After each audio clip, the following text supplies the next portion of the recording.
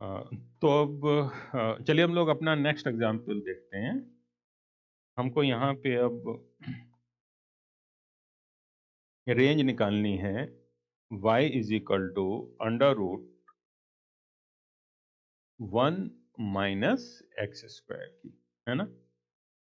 अब इसमें आप पहला स्टेप क्या करोगे, यहाँ पे जो y है that should be greater than और इक्वल टू 0।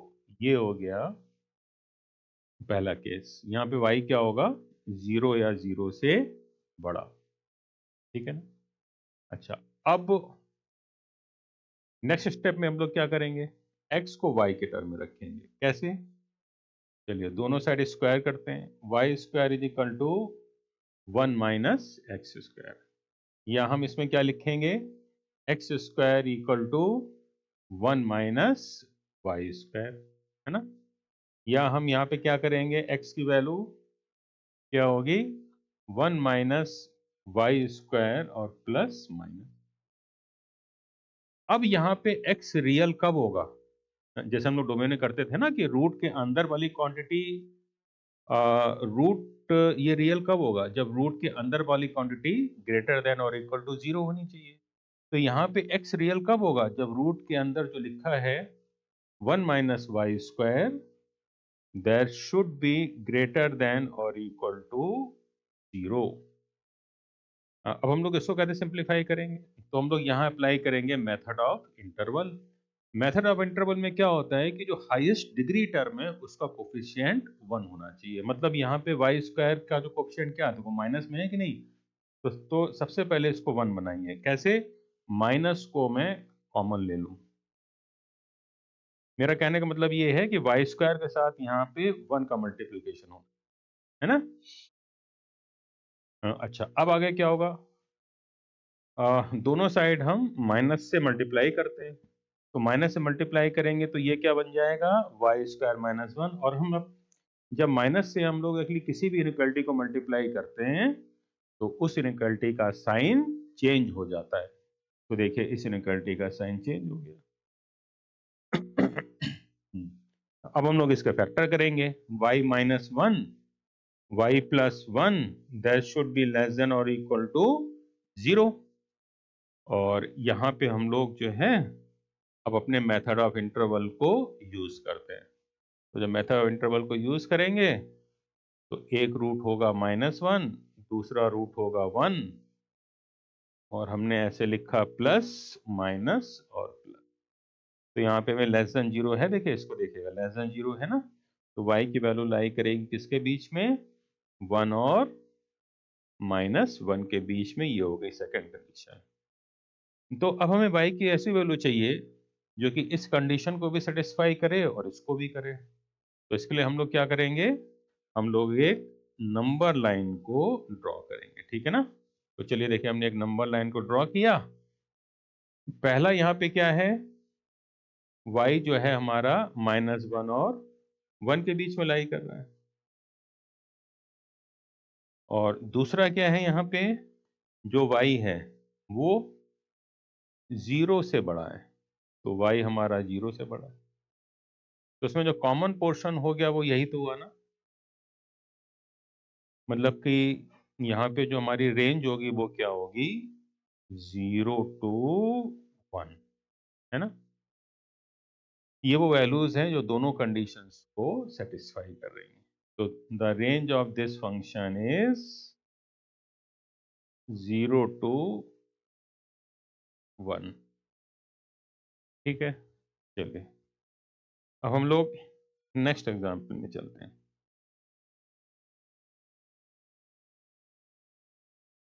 अब आपसे कहा जाए, अब मैं ऐसे फंक्शन को लेता हूं जहां पे कि लीनियर टर्म भी है और क्वाड्रेटिक भी है। जैसे मैं आपसे बोलूं कि चलिए y is equal to 1 upon, या एक, मैं आपसे बोलूं कि चलिए x upon X square plus 1 की रेंज निकालिए, है ना। अब आपको इसकी रेंज निकालने के लिए आपको क्या करना पड़ेगा, x को y के टर्म में लिखना पड़ेगा। लेकिन अब यहाँ पे लिखना आसान इसलिए नहीं है क्योंकि यहाँ पे देखिए लीनियर भी है और क्वाड्रेटिक भी है। तो चलिए पहला का हम लोग कोशिश करते हैं लिखने की। क्या होगा, वाई एक्स स्क्वायर मल्टीप्लाई इधर करिए, इसको ऐसे क्रॉस मल्टीप्लाई करिए, क्या होगा देखिए, ऐसे किया तो ये हो जाएगा Y X square Y equal to X, या हम क्या लिखेंगे इसको, Y X square minus X and plus Y is equal to 0। ठीक है ना। अब यहाँ पे आप देखोगे कि हमें तो x की रियल वैल्यू चाहिए होती है। आप इसको ध्यान से देखिए कि ये x के फॉर्म में एक क्वाड्रेटिक है कि नहीं, जिसमें x हमारा क्या है, रियल है। x रियल है मतलब कि इस क्वाड्रेटिक के जो रूट्स हैं वो क्या होने चाहिए, रियल होने चाहिए। और किसी भी क्वाड्रेटिक के जब रूट्स रियल होते हैं तो उसका जो डिस्क्रिमिनेंट है वो क्या होता है, ग्रेटर देन और इक्वल टू 0, है ना। तो अब यहाँ पे इसका चलिए डिस्क्रिमिनेंट निकालते हैं। इसके लिए एक्स स्क्वायर का कोफिशिएंट क्या है, जिसको कि a हम लोग बोलते हैं y। x का कोफिशिएंट क्या है, जिसको कि b बोलते हैं -1। और कांस्टेंट क्या है, c is equal to Y है। तो हम लोग चलिए d की वैल्यू निकालते हैं। d क्या होगा, b square minus 4ac। b की वैल्यू क्या है, -1 का होल स्क्वायर। c क्या होगा, 4y और y, that should be greater than और इक्वल टू 0। तो ये क्या हो जाएगा, 1 minus 4y square that should be greater than और इक्वल टू 0। मैंने आपसे पहले बोला है कि जब भी हम लोग रूट प्लॉटिंग मेथड अप्लाई करेंगे वहाँ पे हाईएस्ट डिग्री टर्म के कोफिशिएंट को बनाएंगे 1। तो पहले चलिए यहाँ -4 कॉमन ले लें, जिससे कि y स्क्वायर का कोफिशिएंट क्या हो जाए, 1 हो जाए। तो देखिए -4 कॉमन लेंगे तो ऐसे होगा।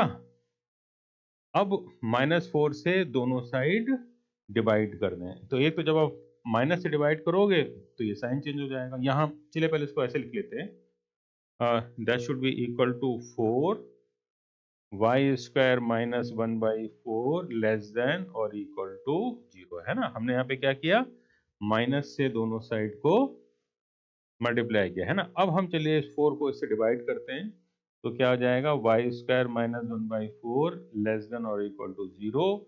इसके हम लोग फैक्टर्स करेंगे, Y minus half, Y plus half less than और इक्वल टू 0।